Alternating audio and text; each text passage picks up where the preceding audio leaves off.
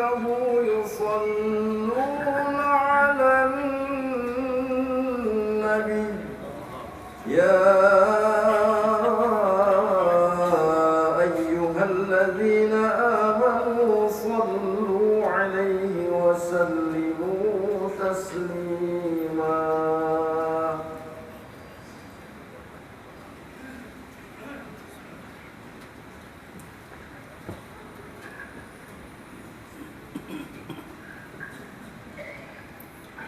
Assalamualaikum warahmatullahi wabarakatuh. Alhamdulillahilladzi arsala rasulahu bil huda wa dinil haqq liyuzhirahu 'alad dini kullihi wa kafa billahi shahida. Nashhadu an la ilaha illallah syahadatu haqqin wa sidq syahadatan tunjina min 'adzabillah. Wa nashhadu anna Muhammadan abduhu wa rasuluh. Allahumma salli wa sallim wa barik ala sayyidina Muhammad wa ala alihi wa sahbihi wa man sara ala nahjihi wastanna bi sunnatihi ila yaumiddin. Ma'asyiral muslimin, usikum wa nafsil mudhibah bi taqwallah wa qad fazal muttaqun. Qala Allah azza wa jalla fi kitabihil karim, أعوذ بالله من الشيطان الرجيم يا أيها الذين آمنوا اتقوا الله حق تقاته ولا تموتن إلا وأنتم مسلمون. صدق الله العظيم. Hadirin sidang salat Jumat yang mengharapkan ridha Allah Subhanahu wa taala, tentunya tiada kata yang pantas kita lantunkan di siang hari ini melainkan ucapan syukur alhamdulillah. Betapa sayangnya Allah kepada kita, betapa banyaknya nikmat dan karunia yang Allah limpahkan kepada kita. Siang hari ini kembali Allah percayakan hidup, Allah sehatkan kita, Allah limpahkan rizkinya yang begitu luas kepada kita. Sungguh kalau kita bermaksud menghitung nikmatnya, kita tidak akan sanggup untuk menghitungnya. Tapi memang Allah tidak meminta kepada kita untuk menghitung nikmatnya. Yang Allah minta kepada kita adalah mensyukuri nikmatnya. Tapi begitu derasnya Allah mengucurkan nikmat kepada kita, sampai-sampai terkadang kita tidak sadar bahwa apa yang sudah kita miliki merupakan karunia besar dari Allah. Belum tentu orang lain diberikan karunia yang sama. Di antara begitu banyaknya nikmat yang Allah berikan kepada kita, maka yang terbesar adalah Allah masih menitipkan iman dan Islam di hati kita. Kita berharap dan berdoa mudah-mudahan Allah memberikan istiqamah kepada kita dan kelak mewafatkan kita dalam keadaan husnul khatimah. Amin ya rabbal alamin. Tak lupa salawat teriring salam kita haturkan kepada panutan kita, Nabi besar Nabi Muhammad sallallahu alaihi wasallam. Sosok yang istimewa. Kalau dengan manusia biasa tumbuh rasa cinta karena pernah berjumpa, ada rasa rindu karena pernah bertemu. Tapi dengan Nabi sallallahu alaihi wasallam kita belum pernah bertatap muka dengan beliau, belum pernah berjumpa dengan beliau. Tapi Allah titipkan rasa cinta di hati kita, kerinduan yang begitu mendalam dalam sanubari kita. Bahkan kalau mendengar ada sahabat kita yang berangkat ke tanah suci, maka pada saat mereka mengabadikan momen melewati makam Nabi sallallahu alaihi wasallam seraya mengucapkan salawat dan salam di hadapan makam baginda sallallahu alaihi wasallam, terasa mengharu biru dalam hati kita. Tanpa terasa mata ini mengeluarkan air matanya. Kita berharap mudah-mudahan dengan cinta kita kepada beliau, Allah muliakan kita untuk dapat berjumpa bahkan satu surga dengan Nabi sallallahu alaihi wasallam di akhirat kelak. Amin ya rabbal alamin. Hadirin sidang Jumat yang mengharapkan ridha Allah Subhanahu wa taala. Ramadan baru saja usai meninggalkan kita. Para ulama mengatakan Ramadan bukan hanya sekedar nama bulan, tapi Ramadan merupakan gaya hidup seorang muslim. Bagaimana mereka bangun sebelum subuh, bagaimana mereka munajat kepada Allah, bagaimana mereka saum, bagaimana mereka memanfaatkan waktu untuk sholat di masjid, untuk baca Al-Quran, gemar untuk bersedekah, senang untuk berbuat baik kepada orang lain. Karena itu seorang salafus saleh yang bernama Bishr al-Hafi pernah disampaikan kepadanya tentang orang-orang yang usai bulan Ramadan memburuk amalnya. Maka beliau mengatakan, bi'sal qaum alladzina la ya'rifuna haqqallah illa fi Ramadan. Itu merupakan seburuk-buruk kaum, seburuk-buruk masyarakat yang tidak mengerti tentang hak Allah kecuali hanya pada saat bulan Ramadan. Karena itulah Imam Ibn Rajab Al-Hambali dalam kitabnya Lataiful Ma'arif, beliau mengatakan, wa thawabul hasanati al-hasanatu ba'daha. Di antara tanda diterimanya amal Ramadan kita adalah kita termotivasi untuk melakukan amal-amal setelah bulan Ramadan. Hadirin sidang Jumat yang dimuliakan Allah Subhanahu wa taala. Di bulan Ramadan kita diasah tentang fitrah keimanan kita. Bagaimana fitrah keimanan adalah kesiapan hati kita untuk menerima kebenaran dari Allah dan Rasulnya. Pada saat bulan Ramadan, kembali fitrah kita sebagai seorang manusia, sebagai seorang muslim diingatkan tentang pentingnya seorang anak dalam kehidupan kita, tentang perlunya mendidik seorang anak pada diri kita. Allah Subhanahu wa taala berfirman dalam surat At-Tur ayat 21, A'udzu billahi minasyaitonir rajim, walladzina amanu wattaba'athum dzurriyyatuhum biiman alhaqna bihim dzurriyyatahum. Dan orang-orang yang beriman diikuti oleh keturunan mereka yang beriman, maka kami kumpulkan mereka di surga. Seorang ahli tafsir mengatakan dalam ayat tersebut Allah seolah-olah mengatakan kepada kita, kita tidak ragu dengan nikmatnya surga, kita tidak sangsi dengan indahnya surga. Tapi dalam ayat itu Allah menggambarkan betapa indahnya ketika Allah muliakan kita masuk ke dalam surga dan Allah kumpulkan kembali dengan anak-anak kita. Karena dari itulah maka khotib kemudian berpesan, pelajaran yang harus kita bawa setelah Ramadan, jangan sampai kita melupakan anak-anak kita. Bimbing mereka, kenali mereka. Ketika kemudian Allah Subhanahu wa taala berfirman dalam surat At-Tahrim ayat 6, A'udzu billahi minasyaitonir rajim, ya ayyuhalladzina amanu qu anfusakum wa ahlikum nara. Yang artinya, hai orang-orang yang beriman, peliharalah dirimu dan keluargamu jangan sampai tersentuh daripada api neraka. Ali bin Abi Thalib radhiyallahu an mengatakan, di antara bentuk menjaga adalah alimuhum wa addibuhum, ajari dan berikan tata krama kepada mereka agar mereka mengenal daripada hukum-hukum Allah Subhanahu wa taala, agar mereka tahu apa yang diwajibkan kepada mereka, agar mereka tahu apa yang dilarang bagi mereka. Fitrah yang kedua adalah bagaimana saat bulan Ramadan keimanan kita terasah kembali tentang bagaimana pentingnya bakti kepada orang tua kita. Dalam hadis yang diriwayatkan oleh Al-Imam Al-Bukhari, tapi dalam kitab Al-Adabul Mufrad, bukan dalam kitab sahihnya, Imam Bukhari meriwayatkan bahwa Nabi SAW bersabda, la yajzi waladun walidahu illa an yakuna mamlukan fayashtarihi fayu'tiqah, atau kama qala sallallahu alaihi wasallam. Seorang anak tidak akan pernah sanggup untuk membalas jasa orang tuanya meskipun orang tuanya dalam keadaan tertawan, kemudian dia tebus dan kemudian dia merdekakan. Begitulah besarnya jasa orang tua kepada anak, sampai kemudian anak tidak akan sanggup untuk kemudian membalas daripada jasa mereka. Sebentar lagi kita akan menyambut daripada Idul Adha. Dan yang sering diceritakan adalah kisah bagaimana Ibunda Hajar yang berlari dari Safa ke Marwa sambil berdoa agar Allah Subhanahu wa taala menurunkan rizki kepada dia dan jabang bayinya Nabi Ismail alaihissalam. Setelah 7 kali dari Safa ke Marwa, maka pada saat Ibunda Hajar menemui daripada Nabi Ismail, sang bayi yang bergerak tangan dan kakinya, nampak di kaki daripada Ismail nampak air.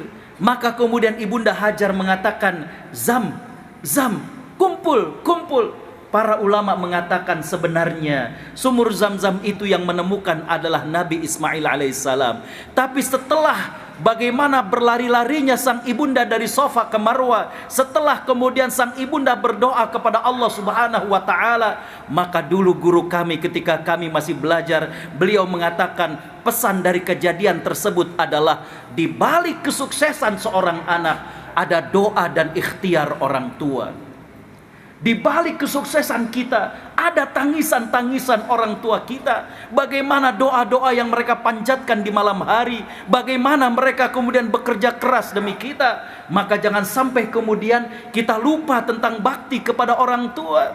Allah Subhanahu wa taala menegaskan bahwa kalau kita dalam hidup merasa tidak bahagia, kita dalam hidup merasa tidak cukup rizki yang Allah berikan kepada kita, kita menikah tapi tidak merasakan kebahagiaan, kita bekerja tapi terasa tidak cukup gaji yang kita terima, maka Allah Subhanahu wa taala minta kepada kita untuk melihat bagaimana kita dengan bakti kepada orang tua. Allah berfirman dalam surat Maryam ayat 32, A'udzubillahi minasyaitonir rajim, wa barran biwalidati wa lam yaj'alni jabbaran syaqiyya. Dan Allah menganugerahkan kepadaku bakti kepada ibuku, dan Allah tidak menjadikanku sombong, dan Allah tidak menjadikanku sengsara. Seorang ahli tafsir mengatakan, kalau kita punya sifat buruk, di antaranya sombong, di antaranya bakhil, di antaranya pemarah dan lain sebagainya, kita tahu itu buruk, tapi sulit bagi kita untuk melepaskannya, atau hidup kita terasa sengsara, pernikahan kita tidak membahagiakan, usaha kita tidak lancar, gaji kita terasa tidak mencukupi, anak yang kemudian selalu membantah daripada diri kita.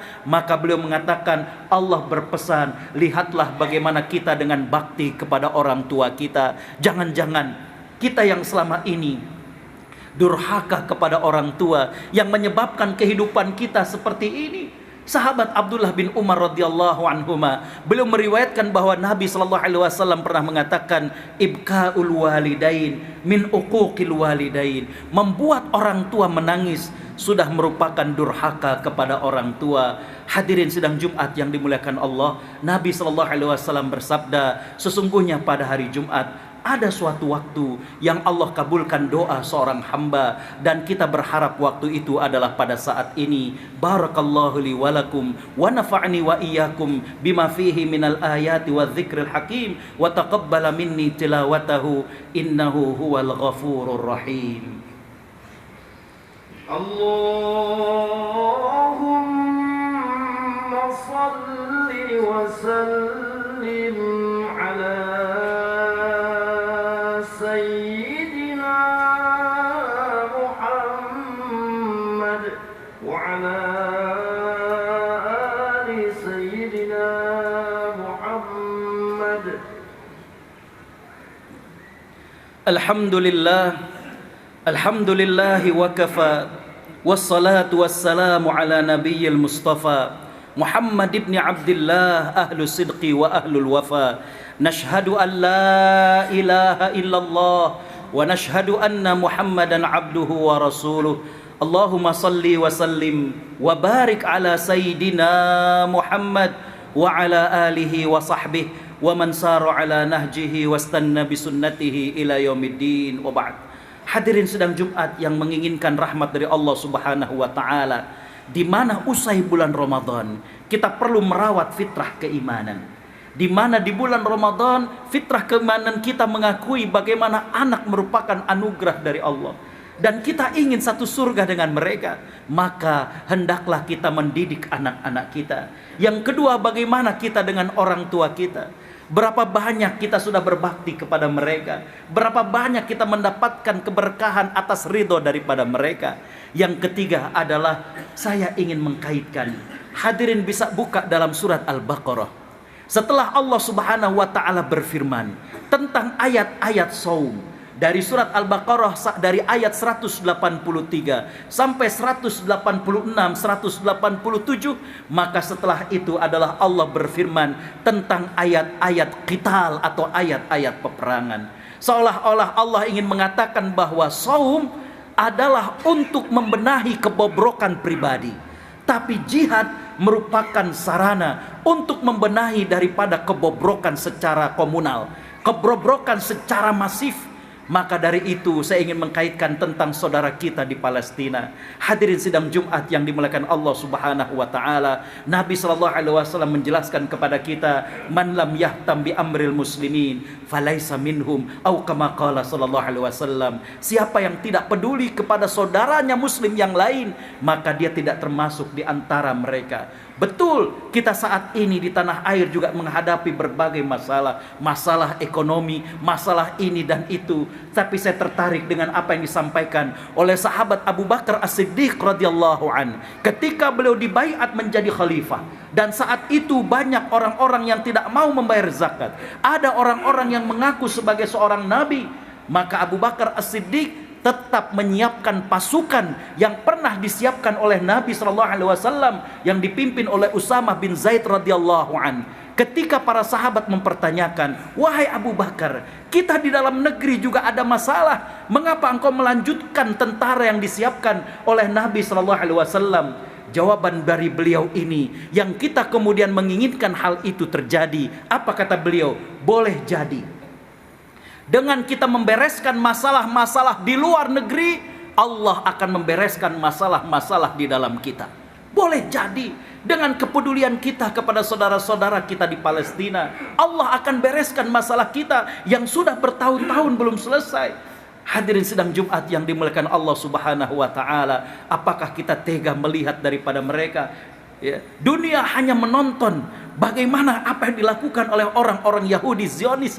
Hadirin sidang Jumat yang dimuliakan Allah Subhanahu wa taala, saya pernah mendampingi seorang syekh daripada Gaza dan beliau mengatakan bahwa bantuan dari saudara-saudara di Indonesia mungkin tidak seberapa, tapi itulah yang membuat kami kokoh berjuang di sana. Karena ketika kami melihat Indonesia di peta, begitu jauh Indonesia itu, kami juga mendengar Indonesia itu adalah negeri 1001 bencana. Ada tsunami, gempa bumi, gunung meletus, banjir. Ketika mereka masih mengingat kepada kami, itulah yang membuat kami tegar untuk menjaga Masjidil Aqsa di Palestina. Hadirin sidang Jumat yang dimuliakan Allah, bukan besar kecilnya bantuan kita, tapi kepedulian daripada kita. Itulah hadirin khotal iman rahimakumullah yang dibutuhkan oleh saudara-saudara kita di sana. Karena itulah di antara bentuk diterimanya amal kita di bulan Ramadan, adakah kita tergerak untuk melakukan amal-amal berikutnya? Marilah di penghujung daripada khutbah ini kita tundukkan hati kita, kita tanggalkan kesombongan kita, gelar, harta dan lain sebagainya. Kita tengadahkan tangan kita. Mudah-mudahan di antara yang hadir di Masjid Jami' Al-Ma'mur ini ada yang lisannya dikabulkan oleh Allah Subhanahu wa taala. Bismillahirrahmanirrahim. Alhamdulillahi rabbil alamin. Hamdan syakirin, hamdan na'imin, hamdan yuwafi ni'amahu wa yukafi'u mazidah. Ya Rabbana lakal hamdu wa lakal syukru kama yanbaghi li jalali wajhika wa azimi sultanik. Allahumma salli ala Sayyidina Muhammad wa ala alihi wa sahbihi ajma'in. Rabbana zalamna anfusana wa illam taghfir lana wa tarhamna lanakunanna minal khasirin. La ilaha illa ant subhanaka inna kunna minaz zalimin. Ya Allah, kami semua yang hadir di masjid ini bersimpuh di hadapan-Mu dengan mengakui segala nikmat yang pernah Kau beri pada kami. Kau masih berikan kami kesempatan hidup ya Allah. Kau masih berikan kami sehat ya Allah. Kau masih lapangkan rizki bagi kami ya Allah. Allahumma ya Allah, kami juga yang hadir di masjid ini bersimpuh di hadapan-Mu dengan mengakui masih banyak dosa dan khilaf kami. Ampuni mata kami yang terkadang masih berat untuk membaca firman-firman-Mu. Ampuni mata kami yang terkadang masih melihat hal yang haram bagi kami. Ampuni mata kami yang tidak memandang iba kepada orang-orang yang kurang beruntung di antara kami. Ampuni lisan kami yang terkadang masih suka menggunjing, yang terkadang masih suka berdusta. Ampuni lisan kami yang terkadang lupa mendoakan ibu dan ayah kami, padahal dulu mereka tidak pernah melupakan kami. Ampuni tangan kami yang sudah lama tidak mengusap-usap kepala anak yatim, padahal sangat mungkin keyatiman itu terjadi kepada anak cucu kami. Ya Allah, berikanlah kami badan yang ringan beribadah. Berikanlah kami mata yang selalu rindu membaca Al-Quran. Berikanlah kami lisan yang selalu basah berzikir. Ya Allah ya Tuhan kami, berikanlah kami istiqamah. Wafatkan kami kelak dalam keadaan husnul khatimah. Ya Allah, di hari yang mulia ini, izinkan kami memohon, ampuni dan sayangi, serta ampuni kedua orang tua kami. Maafkan kami yang belum sempat bakti kepada mereka. Ampuni kami yang pernah membuat kecewa mereka. Ampuni kami yang pernah meninggikan suara di hadapan mereka. Ampuni kami yang pernah membantah kata-kata mereka. Ampuni kami yang pernah bermuka masam di antara mereka. Ampuni kami ya Allah yang pernah membuat mereka menangis, padahal Rasul-Mu bersabda, membuat orang tua menangis sudah merupakan durhaka kepada mereka. Ya Allah ya Tuhan kami, kepada ibu dan ayah kami yang sudah meninggal dunia, ampuni dosa mereka, lampangkan alam kuburnya, pertemukan kami kembali dengan mereka di surga-Mu. Allahumma ya Allah, muliakanlah Islam dan kaum muslimin. Allahumma ya Allah, muliakanlah Islam dan kaum muslimin. Ya Allah ya Tuhan kami, tolonglah mereka-mereka yang menolong agama-Mu. Allahumma ya Allah, bantulah saudara-saudara kami yang tertindas di belahan bumi manapun. Ya Allah ya Tuhan kami, bantulah saudara-saudara kami di Gaza, di Palestina. Sampaikan pada mereka, derita mereka adalah derita kami jua, sakit mereka adalah sakit kami jua. Ya Allah ya Tuhan kami, bebaskanlah Masjidil Aqsa, bebaskanlah Masjidil Aqsa ya Allah. Ampuni segala kelemahan kami terhadap saudara kami. Allahumma ya Allah, kami adukan segala kezaliman dan kepongahan orang-orang Yahudi laknatullah alaih. Allahumma ya Allah, mereka telah berlaku pongah di hadapan dunia. Tunjukkan keajaiban takdir-Mu ya Allah. Wa ya munzilal kitab, mujriyas sahab, hazimal ahzab, ihzim aduwaka wansurna alaihim ya arhamar rahimin. Rabbana atina fid dunya hasanah wa fil akhirati hasanah wa qina adzaban nar. Wa bifadli subhana rabbika rabbil izzati amma yasifun wa salamun alal mursalin walhamdulillahi rabbil alamin. Ibadallah, innallaha ya'muru bil adli wal ihsan wa ita'i dzil qurba wa yanha 'anil fahsya'i wal munkari wal baghi ya'izukum la'allakum tadhakkarun. Udhkurullaha yadhkurkum wa la dzikrullahi akbar wa aqimis shalah.